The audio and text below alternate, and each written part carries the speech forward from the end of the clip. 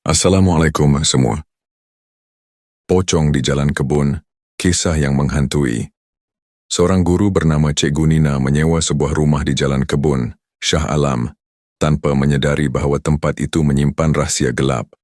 Pada awalnya, dia diberitahu bahawa rumah tersebut mempunyai 3 penghuni termasuk dirinya. Seorang penyewa masih berada di kampung, manakala seorang lagi bakal masuk ke rumah selepas dirinya. Namun sejak hari pertama dia mula merasakan sesuatu yang aneh. Ada seorang wanita yang sering duduk termenung di dapur, wajahnya pucat, matanya kosong, dan dia jarang berbicara. Cikgu Nina menganggapnya sebagai penyewa yang pendiam, tetapi semakin hari, semakin banyak keanehan berlaku.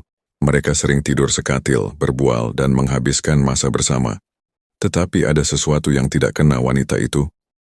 Tidak pernah makan, tidak pernah tidur, hanya duduk termenung. Seperti ada sesuatu yang menguasainya. Rahasia yang terbongkar. Ketika penyewa baru akhirnya masuk ke rumah, dia segera keluar setelah menyadari sesuatu yang tidak kena. Muskil dengan apa yang terjadi, Cikgu Nina bertanya kepada tuan rumah dan jiran-jiran. Dan saat itulah, kebenaran yang mengerikan terbongkar. Wanita yang disangka rakan serumahnya bukan manusia tetapi jelmaan pocong. Sejak itu gangguan semakin menjadi-jadi. Bau busuk tanah memenuhi bilik, suara bisikan semakin jelas, dan bayangan putih sering muncul di sudut rumah. Cikgu Nina mula mengalami kesukaran tidur dan makan, tubuhnya semakin lemah, dan wajahnya semakin cengkung.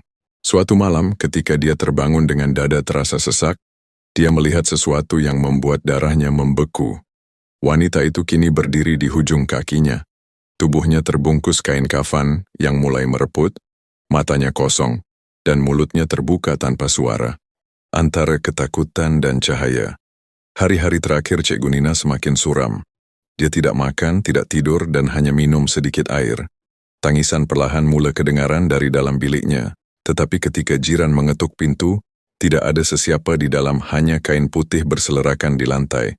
Ketika berita kematiannya tersebar, orang ramai berkumpul dan menghadiahkan Al-Fatihah untuk arwahnya. Aneh, pada malam itu, bau wangi bunga melur memenuhi udara menggantikan bau busuk yang selama ini menghantui rumah tersebut. Ada yang melihat bayangan putih berkelebat di sudut rumah, tetapi kali ini ia tidak menakutkan, hanya sejenak, seakan-akan memberi salam terakhir sebelum menghilang bersama haruman yang semakin samar. Mungkin roh itu akhirnya mendapat ketenangan, atau mungkin ia hanya ingin menyampaikan sesuatu bahwa doa telah sampai, dan segala yang mengganggu kini telah pergi.